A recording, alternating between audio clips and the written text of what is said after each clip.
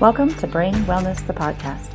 I'm your host, Mandy NP. Each episode will bring you a new topic or interview related to brain health and wellness as part of my mission to help you on the path to a healthier, happier brain. So, let's get started.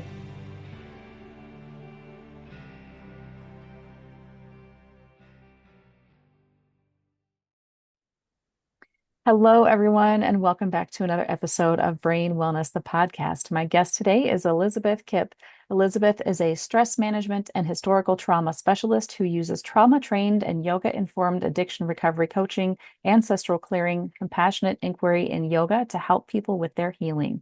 Elizabeth healed from over 40 years of chronic pain, including anxiety, panic attacks, and addiction. Now in long-term recovery, she guides others to unleash their healing power, find freedom from suffering, and live a thriving life. She is the best-selling author of The Way Through Chronic Pain, Tools to Reclaim Your Healing Power. Thank you so much, Elizabeth, for being here today. Well, thanks so much, Mandy. It's my pleasure to be here. Thank you for inviting me on. Absolutely. So my first question is always to people, just tell me a little bit about your backstory. How did you get into where you are now? We got a little glimpse of that in the bio, but what brought you to where you are today? I had a lot of doctors tell me I couldn't heal from chronic pain.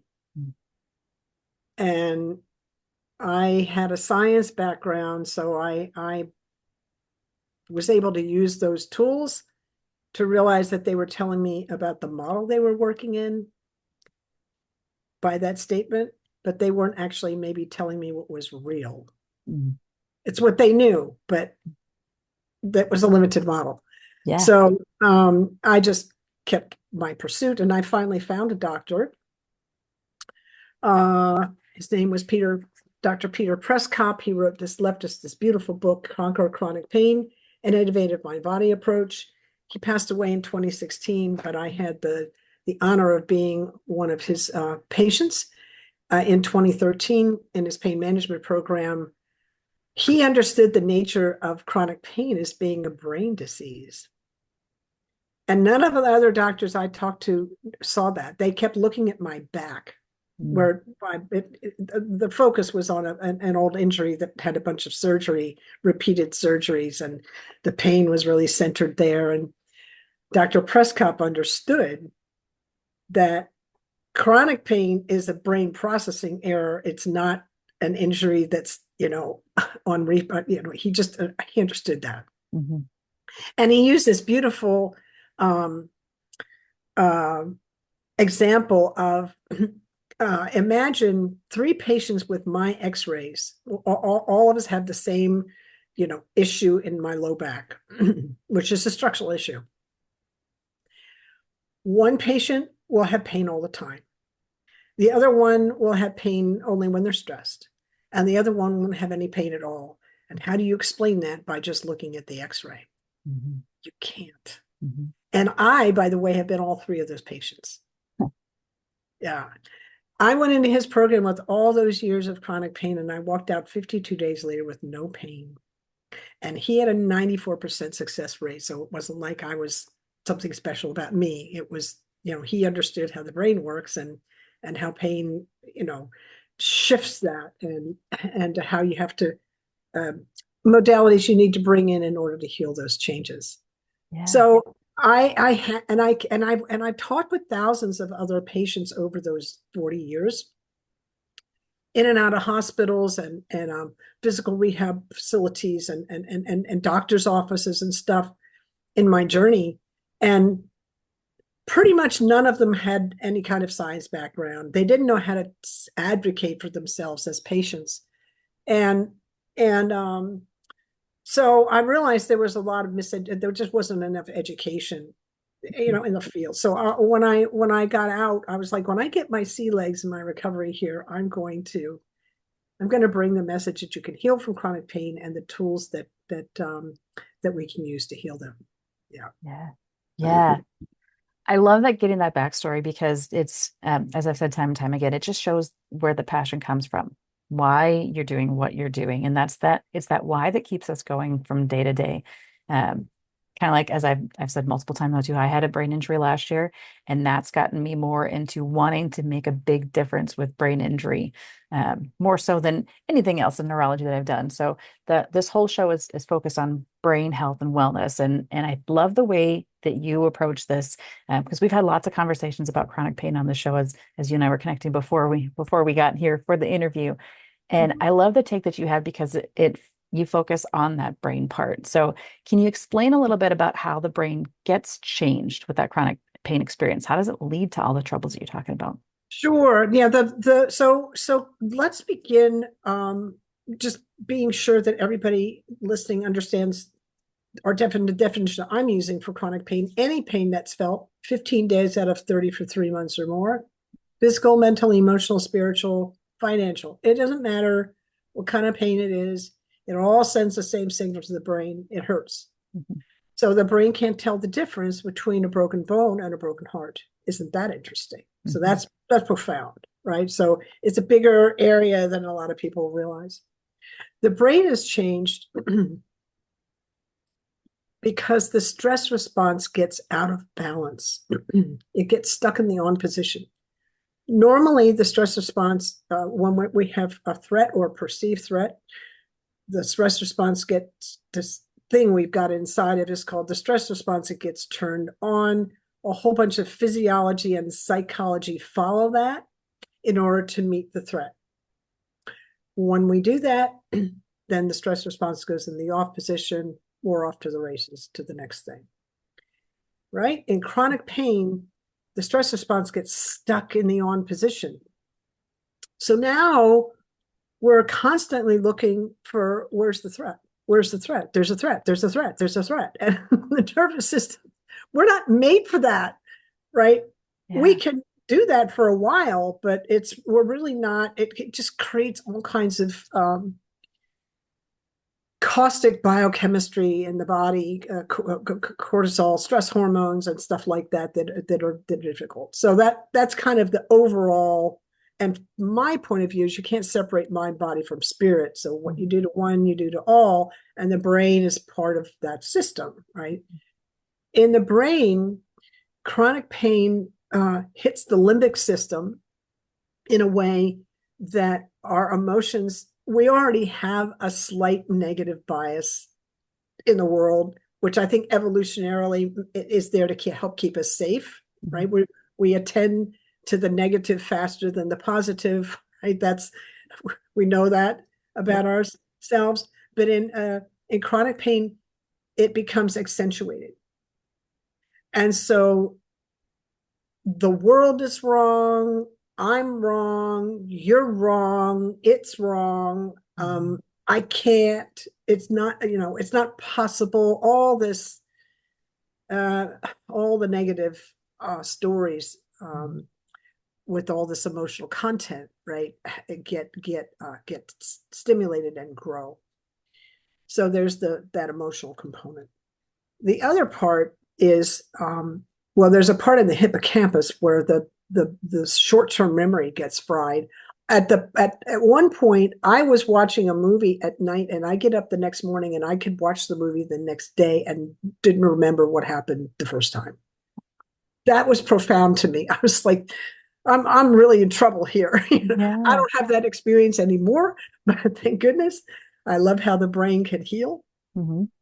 But that's an example of what happens in the hippocampus.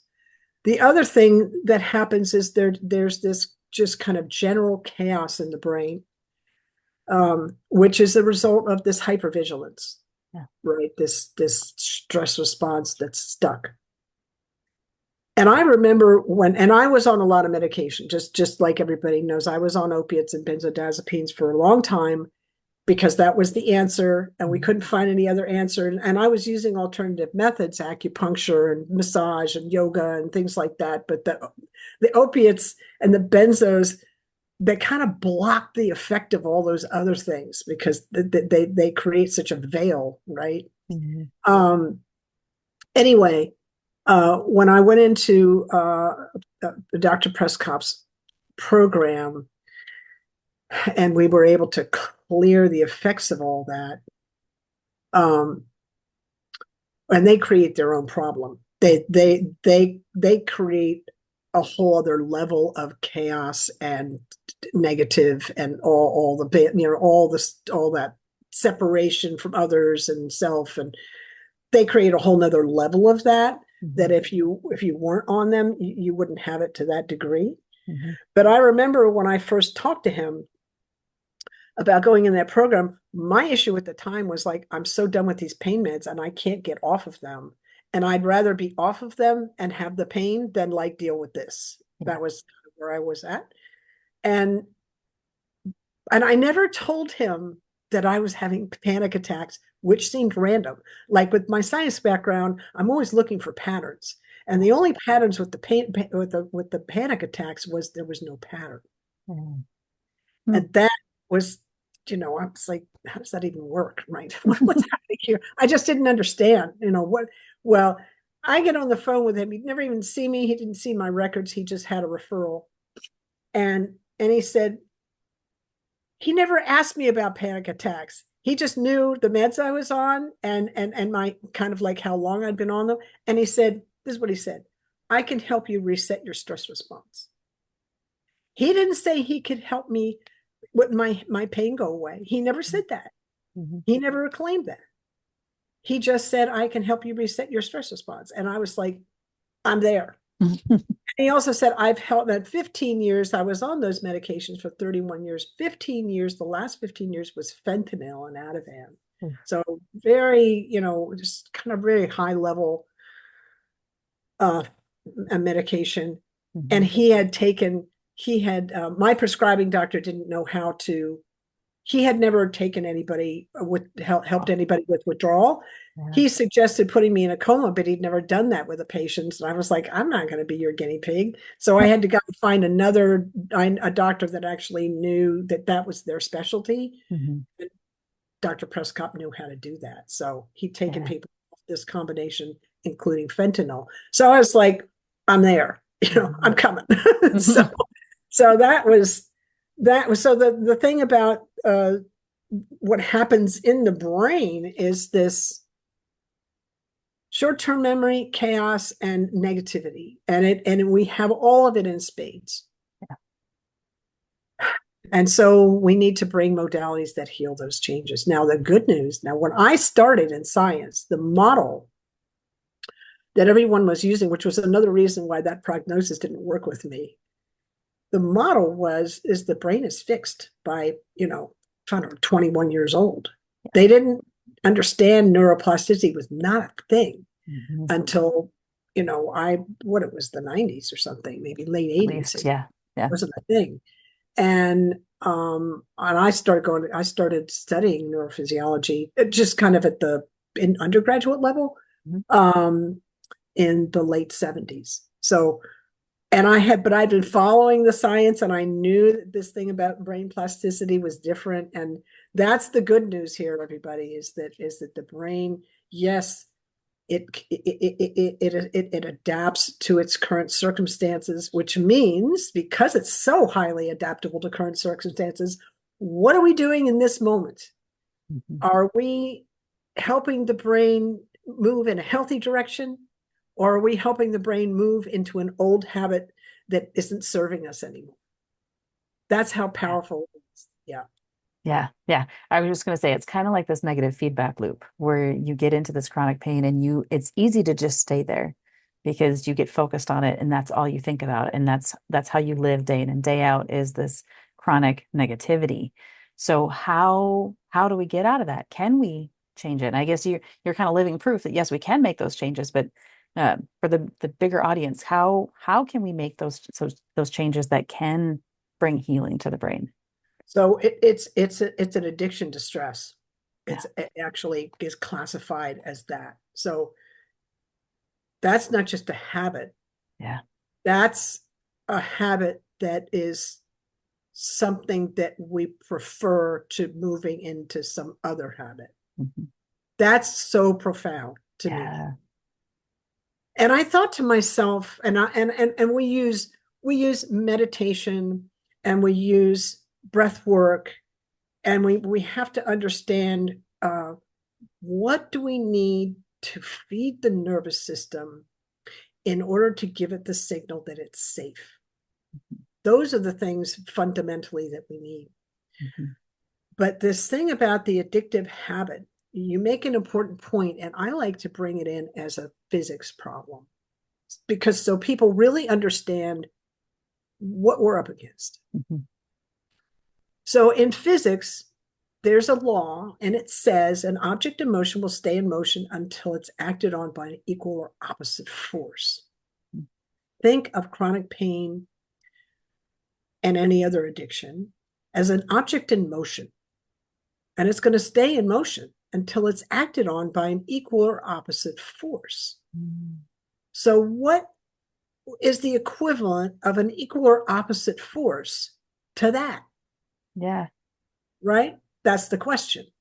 The answer is meditation, breath work, safety in the nervous system, and a regular practice of it. Yeah. Because you have to build a new habit, right? And the thing about all of these practices is because the brain has this neural network where every time things get associated, and every time where we start to feel some kind of pain, I still feel it in my system. I don't tend to attend to that, but when I feel physical pain now, my nervous system wants to go back into that old network. The old network will fire. Mm-hmm. It just doesn't fire as fast because I don't use it as often. But if we have a network in the brain, that old finding years and years ago, neurons that wire together fire together, and the more often you use that network, those neurons fire, the faster they fire, and the deeper the groove gets, the larger the or kind of the impact in the brain. So we've got this habit, and we have to build a new one. Yeah. So when we're in meditation, or we're doing breath work, or we're doing whatever we can to keep ourselves safe, the nervous system at some point, we're going to feel resistance. Yeah. And we're like, I'm done with this. I'm not interested. I've got something to do. Whatever the thing is that we're coming up against our own resistance, what is that? Mm-hmm. That is the point where you want to stay, Mm-hmm. because that's when the brain is changing. You've now come up against your evolutionary edge. You've come up against your own habit. And in order to change that, you have to keep applying this object of equal and opposite force in order for the brain to make a new network. Yeah. And it takes 9 months to build a new dendrite. That's just a little tiny part of like a little branch in the new network. So this is why it's so important. I'm spending a lot of time on just why we have to practice. Like Mm-hmm. practice is super important, but this is why. And to be excited about meeting your resistance instead of folding because you've got it. Mm-hmm. That's I can't do it. Well, that's the old network. I can't do this. It's too hard. Like that's the old network operating, right? You have to, okay, I hear you, and I'm going to keep going. Right? Yeah. Yeah. I love that this connection between addiction and chronic pain. I've not heard it described that way before, but it absolutely helps me understand some of the patients that I've had that have had chronic pain, that it almost seems like they like where they are because they're very resistant to trying to do anything that's going to get them out of that. Well, So yeah. how do you get past that barrier? Well, that's huge what you've just said, and you fed right into my model. So there's a tendency in the nervous system, and I can bring a mindset thing in and say, well, if you do this, you're going to get better. Mm-hmm.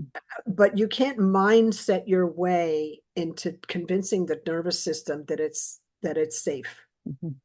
And we have to start at the level of the nervous system. We have nervous system first, then we need some sense of belonging, then we can learn. Mm-hmm.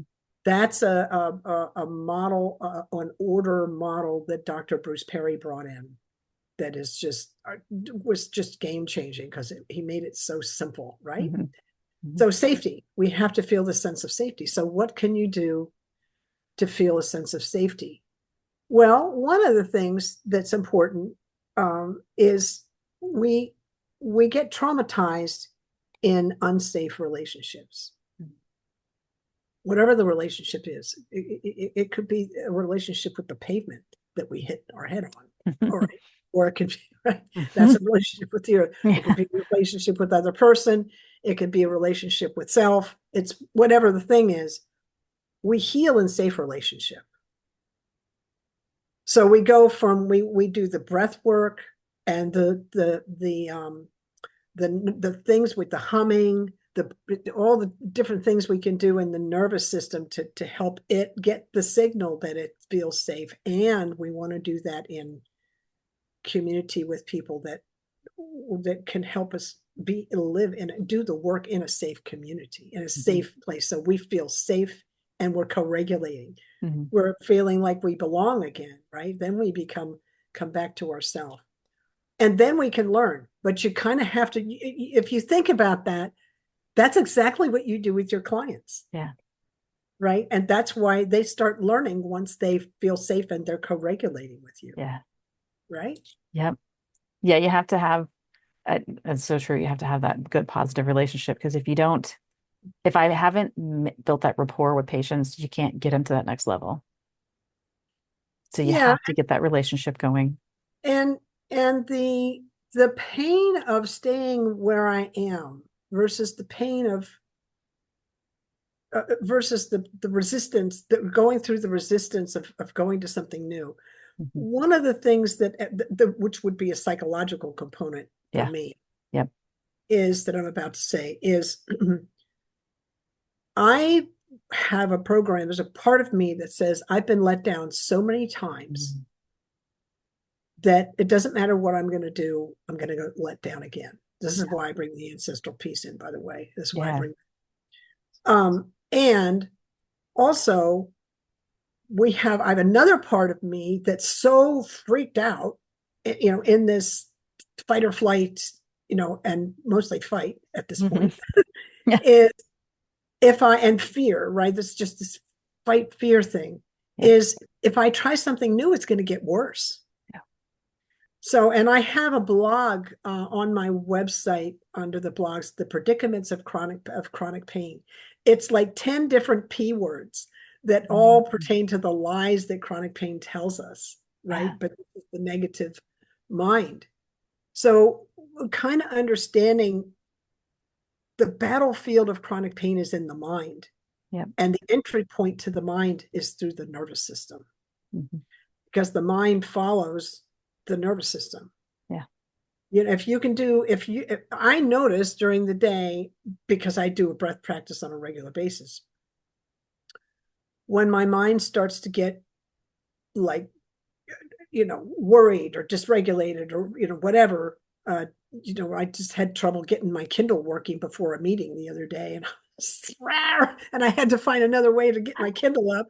And it was kind of like that for a moment, but I knew to stop and breathe long and deep and, and, uh, and, and that brought me right back because I noticed that my mind was starting to get, frantic, which meant my breath was probably short and ragged, Mhm. and the nervousness was not feeling safe. So I had to give it the signal, the long, deep breathing, which I did. Mhm. And then I was able to find a new way to get my Kindle up there, which was a completely new way, which I did in about 3 minutes. And I was like, that's great.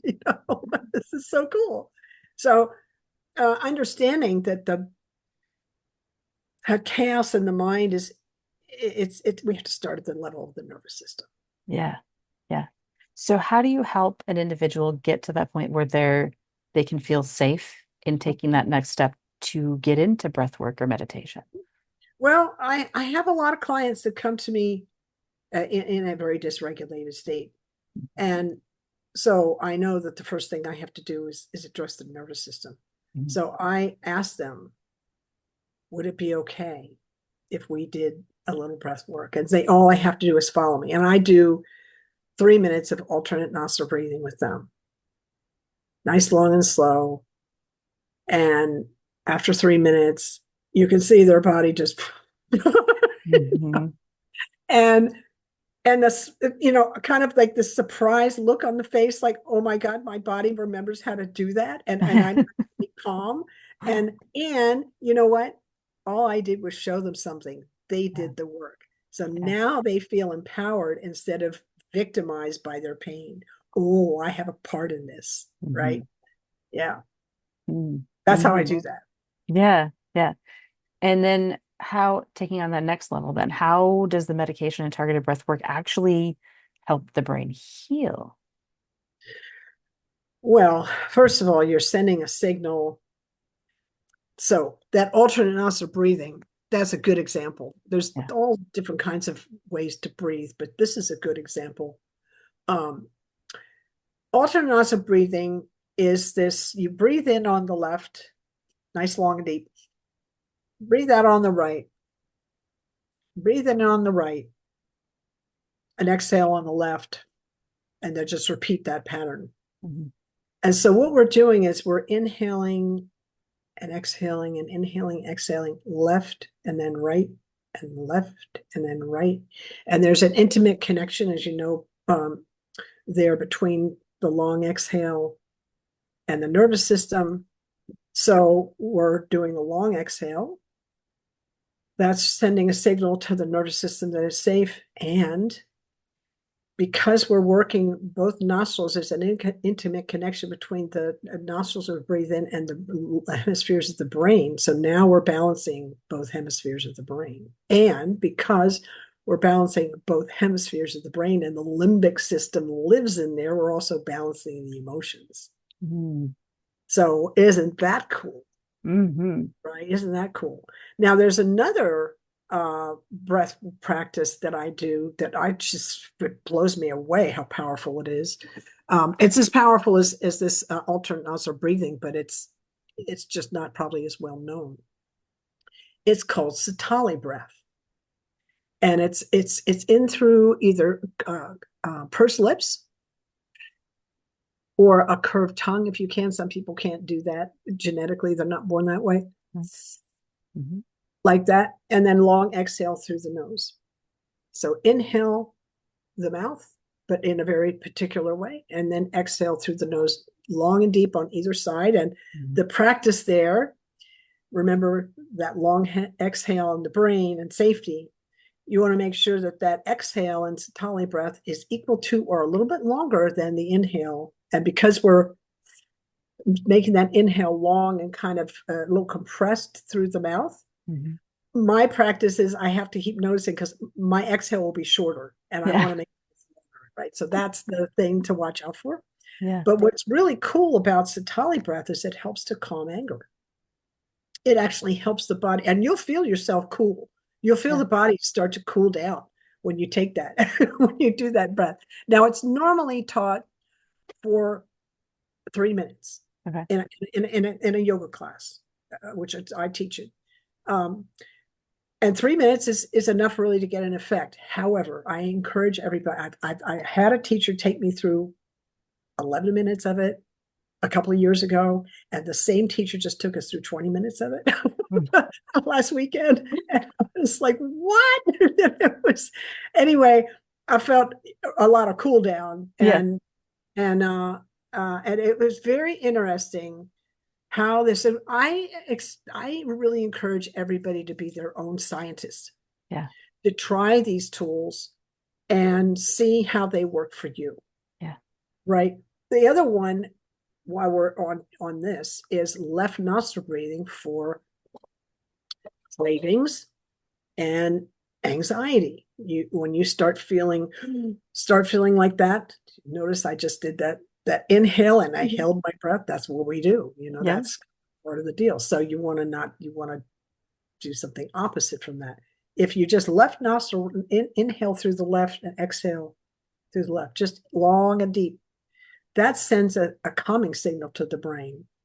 So you're matching the inhaling on the left with a long exhale, uh, and you're sending a kind of a double signal to the brain to calm down. Yeah. So the nervous system to calm down. So that's another trick, and it's great for cravings. Yeah. Another thing I like to do, which again, it has an effect on the whole nervous system, is this thing called bilateral EFT tapping, which is EFT tapping, but it's got 3 extra points. And it's I just worked with a client, yes, a brand new client yesterday that came for cravings for chocolate, and that was really interesting. EFT tapping is pretty cool. You're not going to be able to probably find that on the internet. So it's very niched, super niched, and I teach Sure. it. I'll teach it to people. I'll take people through sessions. But John Newton of Health Beyond Belief, who was in Dr. Prescott's program, Huh? he teaches it to his practitioners as a tool to help their clients. I Yeah, teach it. I teach it to clients to give them sure, a tool. So I sure. use it. I have people in recovery from any kind of addiction that come to me, and all of a sudden they got triggered and they're like, like that. They're all like panicky. Yep. I take them through, instead of the left nostril breathing, I take them, if they can do what I do and say what I say, I take them through bilateral tapping, and they're down from that in 30 seconds. Wow. Now, I can't explain to you exactly what's happening in the brain there, because it's operating on the acupuncture, on the acupressure, acupuncture meridians, Yep. which is a full nervous system hit. And I don't know exactly what's going on in the brain, but I know it's effective. Hmm. Something's happening there, because even when I teach it, like yesterday when I was taking this woman through it, I felt my own body, I felt it like I felt my own body react to the tapping. So it's and calm. This is Yeah. not when I was, particularly nervous or anything. I knew what I was doing, and I Yeah. was able to be there to gift her this tool, Hmm. but I felt my own nervous system kind of do a reset. It was kind of fun. Yeah. Yeah. I've heard some really cool things about tapping that I'm sure we could do an entire episode just on the tapping part of it. Just to back up for a second. So the breath work that you were describing is breathing in through the mouth and out through the nose, which is kind of opposite of a lot of the things that we hear about. With yoga, I've always had the practitioners teach in through the nose, out through the mouth. Well, So yeah, but that's normal. But this yeah. is a yeah. So how does that differ? Why does it not work breathing in through the nose and out through the mouth? I can't really tell you at the brain level. Um, there's something I'm really just dropping into my experience here, and Yeah. Yeah. I have a blog about this on my website, and I just had as I said, I just went through a long, workshop, a 5-day yoga thing with Yep. one teacher who took us there for quite a while, and he gave us a lowdown on Satali breath, but there wasn't anything like you're asking really in that Sure. explanation. Sure. What I do know Just is got me curious. we're this is the way that they ask us to do it.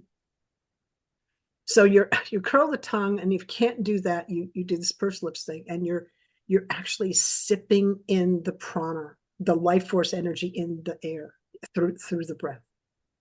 So you're imagining bringing in this beautiful life force energy as a nectar. Mm-hmm.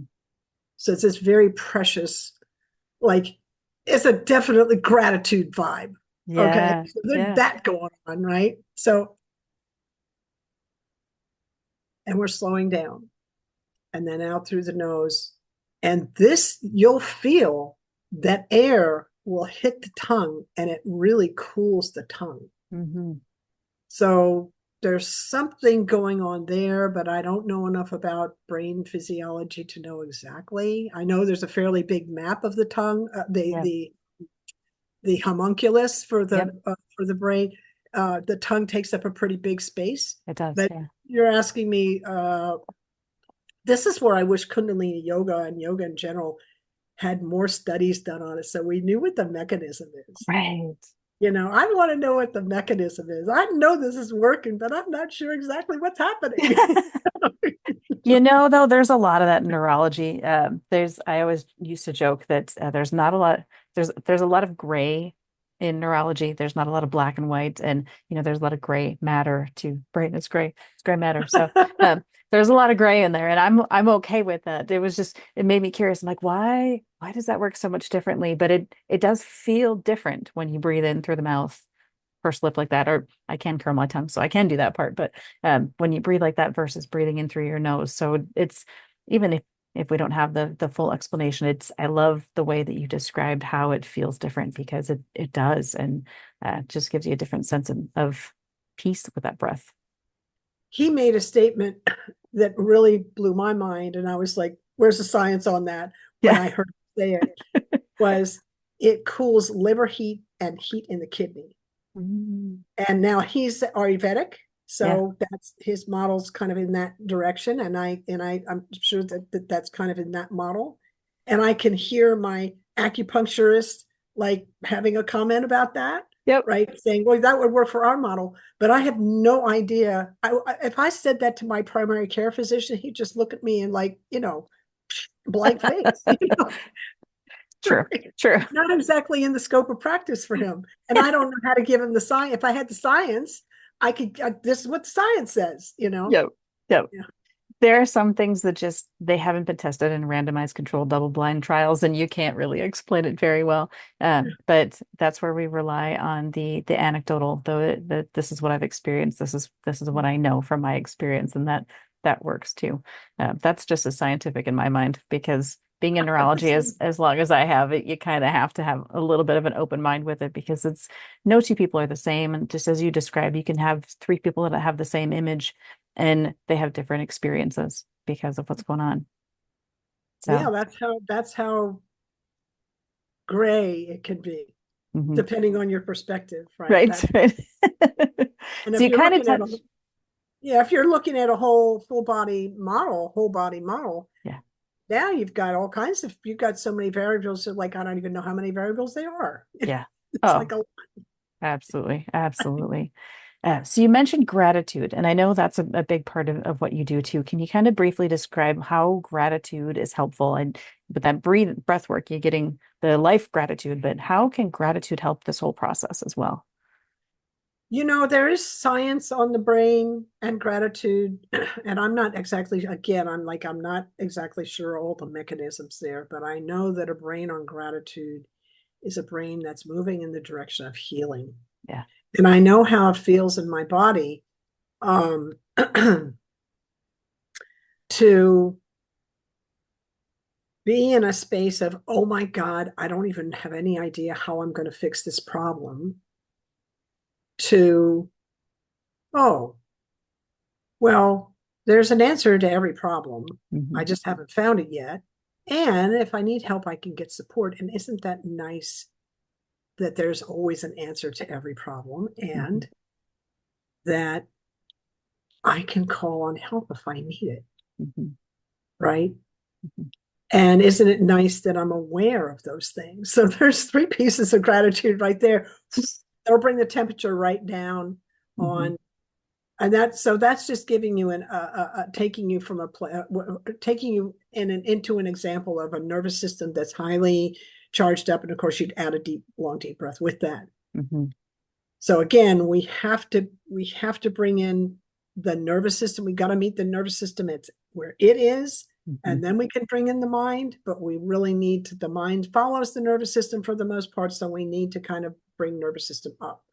Yeah. So we bring in the long, deep breath and we remember, oh, now because I actually, my nervous system feels safe. Now I can actually work the problem. I have access to my executive thinking, which is where the gratitude, the gratitude works at that level. Yeah. Yeah. So now we're changing it from at the beginning, we talked about that body in motion, staying in motion with that negativity. Now we're building that body in motion toward the positivity. That's right. We have to change the trajectory and we're changing things all together. It's pretty exciting Yeah. to think Yeah. about it that way. And it's that powerful, right? Yeah. Yeah. I love it. Do you have any upcoming projects or anything that you'd like to share with listeners? Oh, I do have a course that I teach. It's all online. It's 18 videos. There's and within that there's six. I think there's six yoga classes, trauma informed. It's called Foundations of Trauma Recovery, and it talks about trauma recovery from this level. from the Yeah. level of the nervous system and all the practices that we use, and kind of the lectures are like, well, we're going to talk about this, and this is why it's important, and this is why it works, and now Yeah. we're going to practice. Yeah. That's kind of like that. Yeah. Oh, perfect. I love the why. I love the why. Where can people find you if they want to look for the project or anything else that you're working on? Sure, they can find me at my website, which is Elizabeth with a hyphen Kipp, KIPP.com. You got to put a hyphen in there, otherwise you'll find Elizabeth Kipp, who is a photographer and a web designer. She's amazing, but she's not me.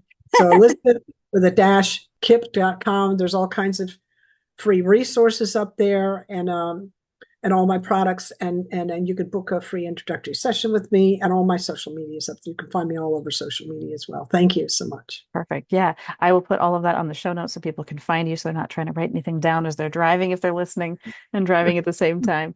Thank you for all of that. Any last words that you wanted to share with our listeners before we close up today?